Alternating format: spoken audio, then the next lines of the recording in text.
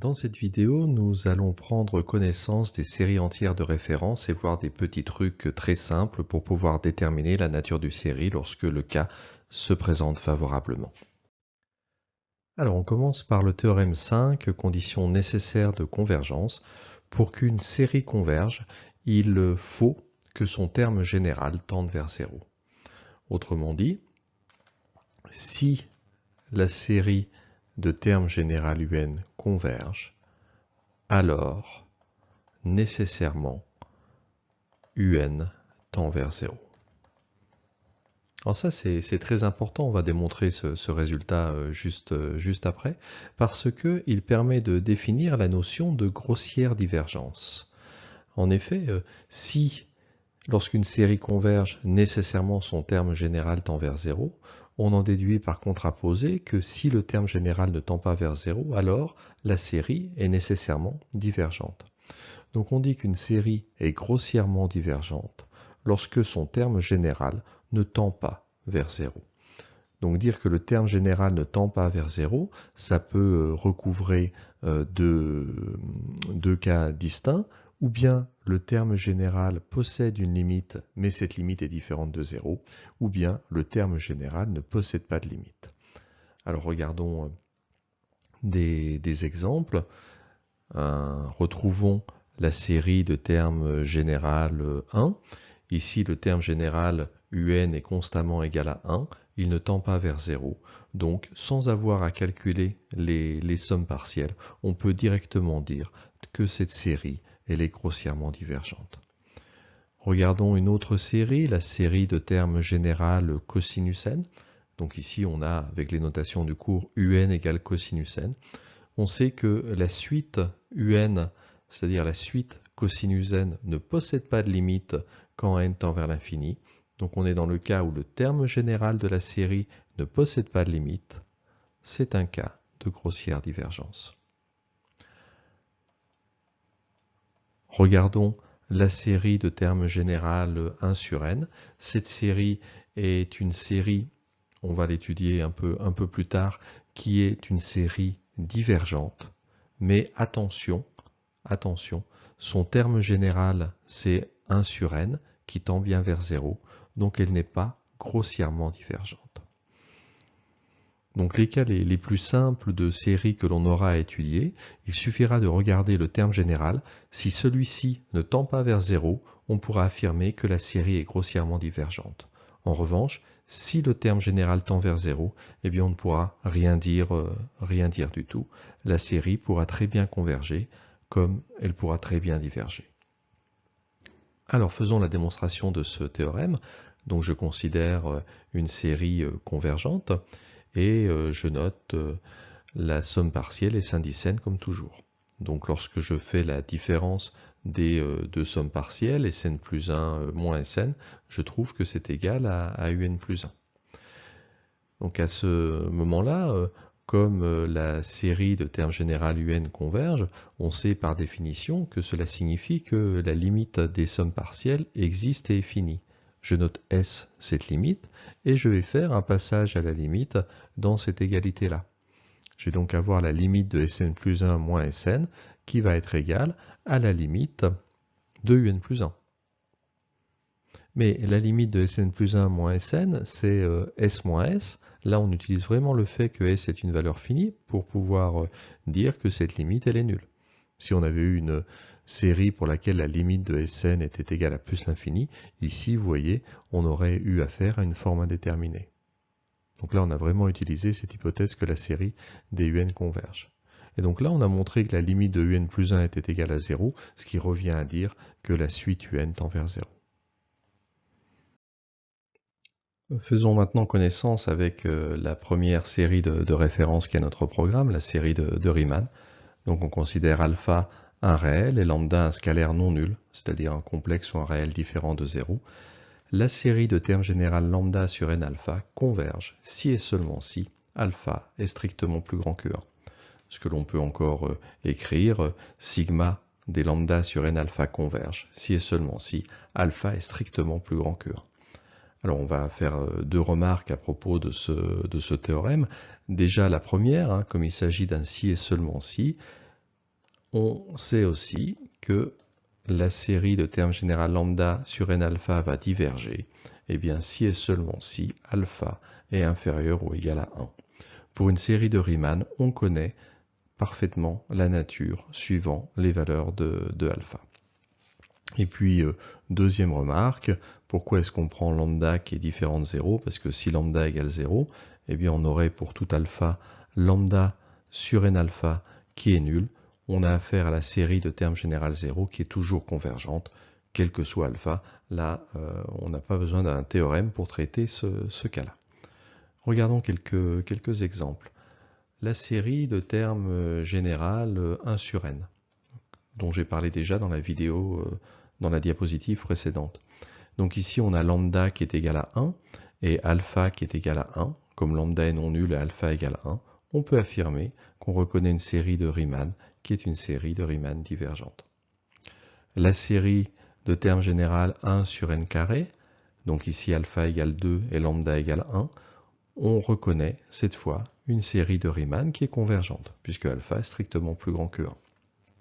Si je m'intéresse à la série de termes général 1 sur racine de n, eh bien, il s'agit d'une série de Riemann. On est dans le cas où alpha est égal à 1,5 et lambda différent de 0. Donc, c'est une série qui va être divergente. Si je m'intéresse à la série des 2 sur n à la puissance n, donc j'ai lambda qui est égal à 2 qui est différent de 0, et puis j'ai alpha, je ne peux pas dire qu'il est égal à n, parce que lorsqu'on a un énoncé comme celui qui est formulé dans le théorème 2, quand on dit soit alpha appartenant à R, c'est notre alpha va être indépendant de n. Donc ça, ce n'est pas une série de Riemann. Ce n'est pas une série de Riemann. Bien sûr, c'est une série pour laquelle on pourrait étudier la nature, mais ce n'est pas une série de références de Riemann. On la rencontrera prochainement. Alors regardons maintenant visuellement ce que cela donne. Je vais me placer dans le cas où lambda égale 1 et je vais m'intéresser au terme général, et plus précisément à sa limite. Donc la limite quand n tend vers l'infini de 1 sur n alpha. Donc c'est une limite de référence, on sait que c'est égal à 0 si alpha est strictement plus grand que 0. On sait que c'est égal à 1 si alpha est égal à 0. Et on sait que c'est égal à plus l'infini, et bien si alpha est négatif. Donc déjà, on a les cas de grossière divergence pour notre série. On voit que lorsque alpha est égal à 0, on a un cas de grossière divergence. Et quand alpha est négatif, le terme général tend vers plus l'infini, c'est un autre cas de grossière divergence. Le théorème nous dit qu'il y a convergence à chaque fois que alpha est strictement plus grand que 1. Donc ici, voici l'intervalle des alphas pour lesquels la série va être convergente. Et puis entre les deux, me direz-vous, entre les deux, ce n'est pas la grossière divergence, et d'après le théorème, notre série va diverger. Donc ici, on a affaire à une série, lorsque notre alpha est ici, qui va être divergente, y compris pour alpha égale 1. Grossière divergence jusqu'à 0 compris, ensuite de 0 ouvert à 1 compris, c'est une simple divergence, et au-delà, c'est la convergence. Regardons encore un autre exemple, la série de termes général moins 1 puissance n sur n carré. Alors, est-ce que c'est une série de Riemann? Eh bien, la réponse est non. La réponse est non à cause de notre lambda, qui serait égal à moins 1 puissance n. Or, lambda, ça doit être une constante, de même que alpha. Donc ça, ce n'est pas une série de Riemann. Alors heureusement, ce genre de série, on sait facilement les étudier parce qu'on définit la notion d'absolue convergence. On dit que la série de termes général un est absolument convergente. En abrégé entre nous, on écrira comme ceci, lorsque la série de termes général, valeur absolue de un, converge. Alors pourquoi est-ce que c'est une notion qui est intéressante? Parce qu'on a un théorème qui nous dit que toute série absolument convergente est convergente. Donc on écrirait mathématiquement, hein, de manière plus compacte, si la série des valeurs absolues des UN converge, alors la série des UN converge. Bien noter qu'il s'agit juste d'une implication. Donc si je reviens à mon exemple précédent, moi je peux dire que on a pour tout n supérieur ou égal à 1, valeur absolue de notre terme général, moins 1 puissance n sur n carré, qui est égal à 1 sur n2. Or, 1 sur n2 est une série de Riemann convergente. Là, c'est vraiment une série de Riemann. Convergente. On a montré que la série de termes général moins 1 puissance n sur n2 est absolument convergente. Donc, convergente. D'accord? Donc c'est aussi simple que ceci. Vous voyez, si je vous donne maintenant la nature de la série de termes général moins 1 puissance n sur n à la puissance 1,5, bah vous allez pouvoir faire exactement la même chose. Hein.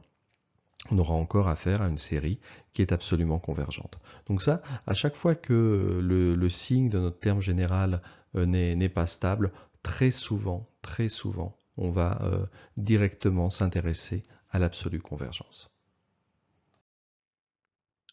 Allez, on va faire un petit schéma pour un peu bien intégrer ces notions. Donc là, vous reconnaissez l'ensemble que je suis en train de dessiner. C'est l'ensemble de toutes les séries numériques. Je vais avoir les séries qui sont convergentes et je vais avoir les séries qui sont divergentes. L'intersection de ces deux ensembles est vide puisqu'une série ne peut être à la fois convergente et divergente. On a vu quoi comme exemple de série convergente? On vient de voir la série de termes général 1 sur n2. On a vu la série de termes général moins 1 puissance n sur n2. On a vu que ces séries, elles étaient même absolument convergentes. Donc les séries qui sont absolument convergentes, c'est un sous-ensemble de l'ensemble des séries convergentes. C'est un sous-ensemble strict parce qu'il y a des séries qui vont être convergentes sans être absolument convergentes. Par exemple, on verra que la série de termes général moins 1 puissance n sur n, c'est une série qui est convergente, mais elle n'est pas absolument convergente puisque la valeur absolue du terme général c'est 1 sur n, et on sait que la série de termes général 1 sur n, c'est une série de Riemann divergente. Donc là, voilà le schéma que l'on a pour les séries qui sont convergentes. On va avoir à l'intérieur de cet ensemble les séries qui vont être absolument convergentes. Regardons maintenant ce qui se passe dans l'ensemble des séries divergentes. Donc on va avoir, on a vu la série de termes général 1, on a vu que la série de termes général cosinus n était une série qui était divergente. On a vu comme série de Riemann que la série de termes général 1 sur n était divergente. On a vu aussi une notion importante, la notion de grossière divergence. C'est lorsque le terme général ne tend pas vers 0. Donc à l'intérieur de l'ensemble des séries divergentes, on a les séries qui sont grossièrement divergentes. 1, ça ne tend pas vers 0. Cosinus n, ça ne tend pas vers 0. En revanche ici, 1 sur n, ça tend vers 0, mais la série est une série de Riemann qui est tout de même divergente. Donc là, voilà le schéma que l'on a pour les séries divergentes. C'est un schéma à bien mémoriser pour bien comprendre les différentes implications qu'il y a entre ces notions de convergence et de divergence. On finit cette vidéo avec les deux autres séries de référence. Pour tout complexe Z fixé, la série de termes général z puissance n sur n factoriel est absolument convergente, et donc convergente. Et on a même la valeur de la somme. Regardez un exemple très simple. Si on s'intéresse à la série de termes général 2 puissance n sur n factoriel, eh bien on reconnaît une série de références est une série de références absolument convergente. Et l'on a même la valeur de la somme, vous pouvez la donner. La somme de n égale 0 à l'infini d2 puissance n sur n factoriel, c'est exponentielle de 2. D'accord? Ça sera encore égal à la limite des sommes partielles. Vous voyez là, c'est un moyen de donner la valeur de la somme de la série sans avoir à calculer les sommes partielles, puisque c'est notre théorème qui nous donne la valeur de la somme. Autre série de références, bien sûr, les séries géométriques. Donc on considère A un complexe. La série de termes général A puissance n converge si et seulement si valeur absolue de A ou module de A est inférieur à 1. La série de termes général A puissance n est absolument convergent si et seulement si la même condition est remplie. Et dans ce cas, on a la valeur à de la somme que vous connaissez depuis bien longtemps. Là encore, une petite précision. Déjà, pourquoi est-ce que les cas de convergence et d'absolue convergence sont les mêmes? Parce que la valeur absolue de A puissance n, c'est la valeur absolue de A à la puissance n. Et donc, dire que la série des A puissance n est absolument convergente, c'est dire que la série de termes général valeur absolue de A puissance n converge, et ça c'est rien d'autre qu'une série géométrique de raison module de A. Et donc ça on sait que la condition de convergence est celle-ci. Donc encore un exemple, par exemple la série de termes général 1 moins 1 sur 10 puissance n à la puissance n.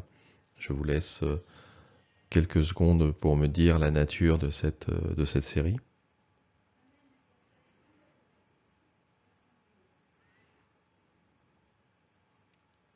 Alors, le temps passe, et j'espère que vous n'avez rien répondu. Parce que cette série, ce n'est pas une série géométrique. Ce n'est pas de la forme A puissance n avec A qui sera une constante.